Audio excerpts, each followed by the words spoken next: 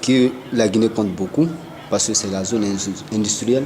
Nous savons que le président a tout fait pour ne pas que ces industriels quittent le pays, soucieux du développement de ce pays.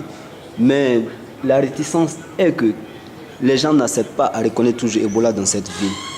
Qu'est-ce que vous faites maintenant que vous avez utilisé la carotte, que ça n'a pas marché? Vous savez que lors du passage de la coordination ici, il était question, M.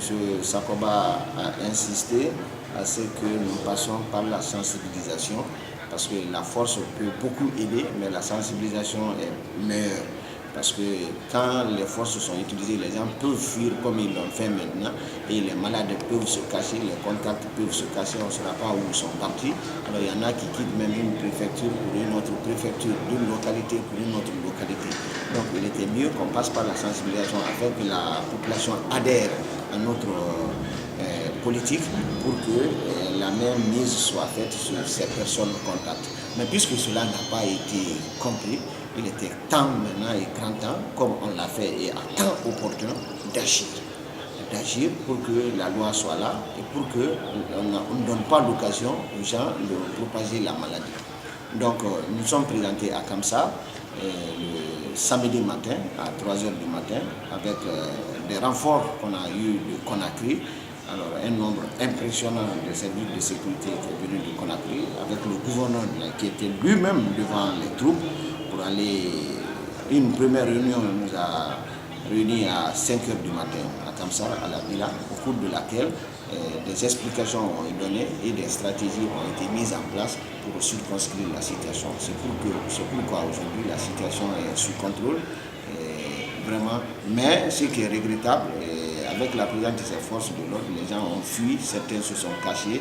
Alors on ne sait pas comment les avoir pour que le suivi continue. Mais quand même par la sensibilisation, nous sommes en train de le faire. Beaucoup sont déjà identifiés et dans les heures qui suivent, le contact, le suivi va continuer. Parlant même de ces gens qui ont fui, on nous parle de 252 contacts qui ne sont pas suivis en ce moment comme ça. Mais justement, les gens, selon nos informations, hier, des femmes voulaient sortir pour demander la libération des personnes qui ont été arrêtées lors de la manifestation du jeudi. Et des élèves aussi voulaient aussi sortir pour la libération de leurs amis. Qu'en est-il maintenant? Bon, il s'agit de savoir ce qui se passe maintenant à Kamsa. En tout cas, si des gens ont été arrêtés, on n'est pas tombé sur des gens pour les arrêter. C'est qu'on a eu toutes les preuves sur eux pour qu'ils soient arrêtés. Donc ils attendent, si c'est des innocents, ils seront traduits devant la justice. Mais à ce niveau, on est ferme là-dessus. Tous ceux qui sont arrêtés seront jugés et ils seront condamnés. Si quelqu'un devant la justice est innocent, mais il sera purement et simplement relâché.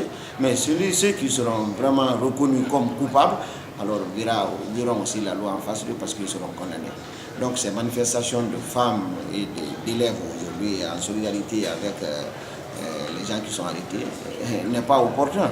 Moi je pense que ce n'est pas opportun. Ils devaient passer par autre chose, par la sensibilisation, pour accepter afin que leurs amis qui sont dans ça comprennent que ce n'est pas la violence qui peut régler le problème. Mais si c'est eux qui feront la même chose, comme les amis déjà, moi je pense qu'à ce niveau, toutes les dispositions sont prises.